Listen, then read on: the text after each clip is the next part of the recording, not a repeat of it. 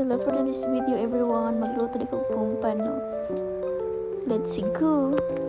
Tagkahuman ako nag-slice ang pumpano.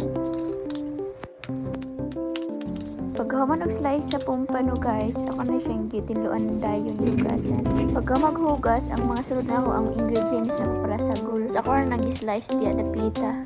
Tapos magpainit ako tubig guys. Pwede sa akong gi-slice nga onion. Pagkahuman og slice, kaning loy agi dok-dok ra na siya para ning bus. Ako na pong gi-slice ning balatong.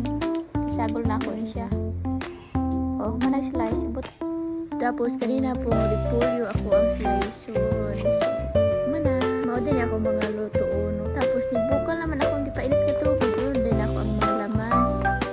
Una na ako naglugay-lugay yun. Timplahan ako daan para nindot pagkahuman. Yung gidunod ang pumpano, takluban kadali. Tapos pagbukal ang lamas, the pepper, black pepper, repolyo, and beans, string beans. Bukal na po, mao na siya gawas. Ako rin tilawan diri. Thumbs up naman siya, so okay na.